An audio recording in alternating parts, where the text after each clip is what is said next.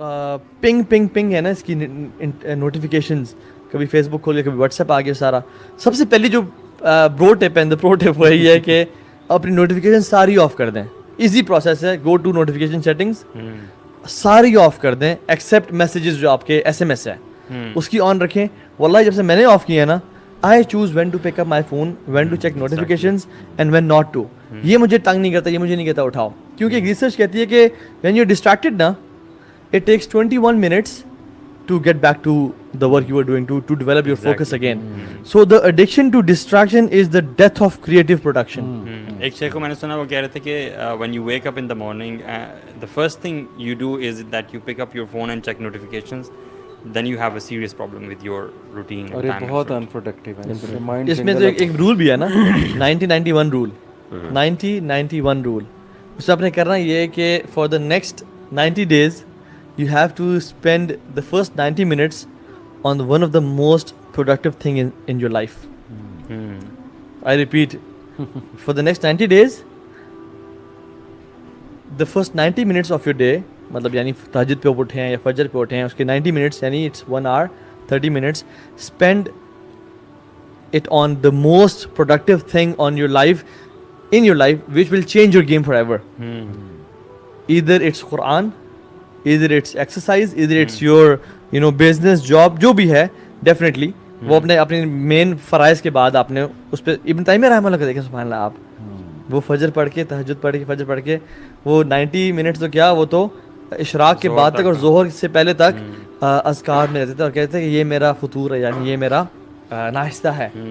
तो अगर हम ये करना शुरू कर दें ना, अगर तो हम लोग उठते ही नोटिफिकेशन चेक कर रहे हैं, या हम न्यूज़पेपर पढ़ना शुरू कर दिया है, या हमने कैट डांसिंग वीडियोस देखना शुरू कर दिए यूट्यूब पे, and we are distracted, and that is the most productive time of your day. बुरिका लियमती फी बुकूरिहा, ठीक है, या दुआ भी है अल्लाह मजल बरका लियमती फी बुकूरिहा। सबसे जो बरकत वाला टाइम है वो मॉर्निंग वाला टाइम है। अगरचे कुछ ज़ोफ है इस एक हदीस में, लेकिन ये कि स्टिल अल्लाह के नबी सल्लल्लाहु अलैहि वसल्लम ने इस टाइम को बड़ा वैल्यू किया। आपकी क्या रूटीन है यार, जरा आप बताएं। मेरी तो वैसे अली भाई रूटीन बेसिकली फजर के बाद मैं ये समझता हूँ कि असल में मेरा पूरा दिन जो है काफ़ी ज़्यादा मसरूफ़ गुजरता है। तो फॉर द पास्ट ख़ासतौर पे 3 से 4 साल में मुझे थोड़ा सा एक डिप्रेशन रहा इस लिहाज से कि आई वाज़ थिंकिंग कि I was giving my everything to the people, और मेरे लिए अपने लिए कोई टाइम नहीं था।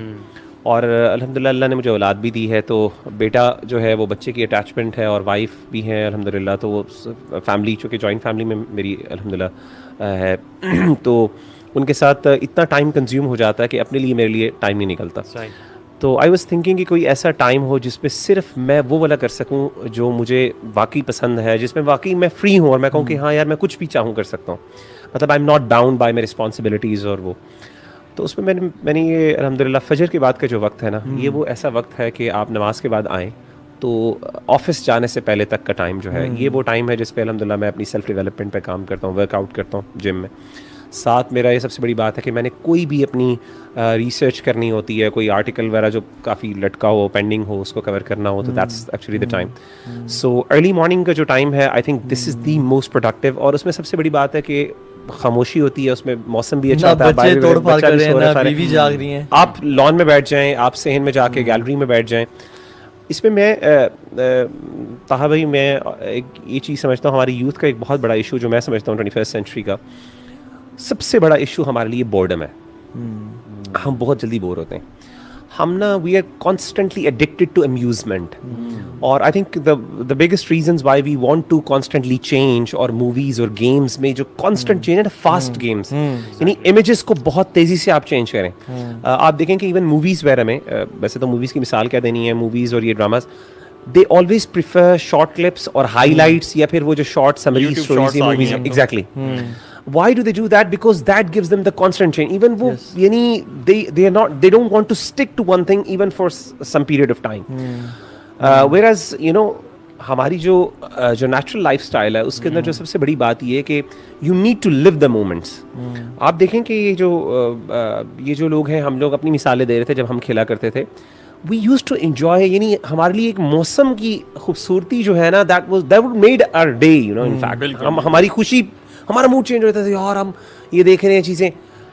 एक बच्चा जो है शायद आजकल का जो 21st सेंचुरी का वो शायद देखेगा लेकिन वो 2 मिनट से ज्यादा उसको शायद रिटेन नहीं कर Attention सकेगा. span नाउ ही कम हो नीड्स गया चेंज. हमारा, है ना? Yes. उसको चेंज चाहिए, तब्दीली चाहिए कोई. बिल्कुल. और दैट्स द ओनली थिंग वो गेम्स, ये मूवीज और ये चीजें आपको प्रोवाइड करें. Constant notifications. अच्छा आप देखें कि एक ही वक्त में मोबाइल भी ऑन किया हुआ है, लैपटॉप भी ऑन किया हुआ है, आईपैड भी ऑन किया, नंबर ऑफ थिंग्स आपने एक वक्त में खोली हुई है.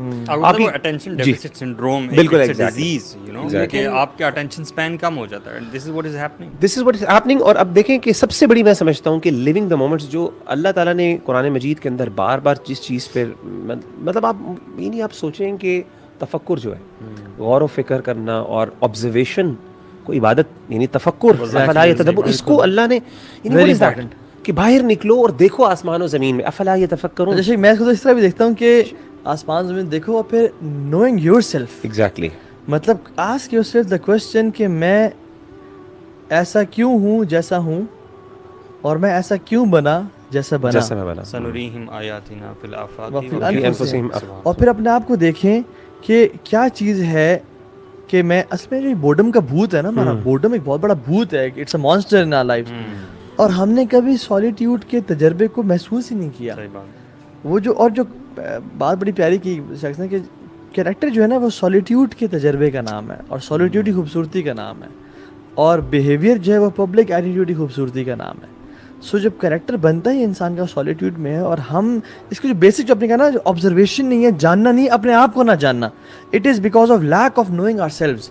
When we don't know about ourselves, हम अपने अंदर झांकते नहीं है. वो कहते हैं ना, solitude is a place where genius live. अल्लाह के नबी ने क्यों गार हिरा में टाइम गुजारा? आपने देखिए अंबिया ने अक्सर टाइम अकेले गुजारा, उनको टाइम अल्लाह ताला ने ऐसे सेल्फ रिफ्लेक्शन का टाइम आपको जो है, you need time for that. Yes. और उसमें फिर बंदा जब हम जितना अपने आप को कम जानते हैं कि जब हमारे सर में दर्द होने शुरू हो जाए और वो महीने में 2-3 दफ़ा हो रहा है, हम बस 2 पैराडोल की गोलियां खा के फकी मार दियो और जो चल सो चल पे, है ना क्या? और हम अपने आप को इतना कम जानते हैं कि बस अपनी ज़बान की लज्जत के लिए कोक खड़का गए, अपने पेट में क्या डाल रहे हैं. ये तो हमारा बेसिकली अपने आप को जानने का मकाम है. तो हम तो इतना शैलो हैं. सॉलिट्यूड की बात की जाए तो मैं यूथ को हमेशा ये कहता हूँ कि आप लोगों के पास बहुत टाइम है. ऑल्दो वो कहते हैं हमारे पास टाइम नहीं है, लेकिन आप मतलब खुद देखें कि मैरिज के बाद इतना मी टाइम नहीं रहता दोनों का, हस्बैंड वाइफ दोनों का. फिर बेबीज हो जाएं फिर तो जाहिर है कि बिल्कुल ही मी टाइम जो है वो ख़त्म हो जाता है. तो इन बच्चों के पास यूनिवर्सिटी स्टूडेंट, स्कूल स्टूडेंट बहुत टाइम, बिल्कुल. लेकिन वो टाइम कहाँ जा रहा है? वही मुहिरा वाली बात कि चूंकि वो बोर होते हैं अकेले में, वो फिर ज़्यादातर टाइम गैजेट्स के साथ या चाहते हैं कि नई नई चीज़ ऐड होती जाए, नेटफ्लिक्स पे नई नई टीवी सीरीज आती जाए वगैरह वगैरह. आई थिंक उन्हें यस ये मौका उठाना चाहिए कि इससे पहले कि उन पे कोई प्रोफेशनल जिम्मेदारी आए, कोई फैमिली रिस्पॉन्सिबिलिटी है, उनके पास गोल्डन चांस है सॉलिट्यूड में बैठने का, अपने आप को जानने का, और यही एज है. अगर वो ऐसा कर लेंगे तो प्रोफेशनली भी हेल्प होगा उनको इंशाल्लाह ताला, और इसमें फैमिली लाइफ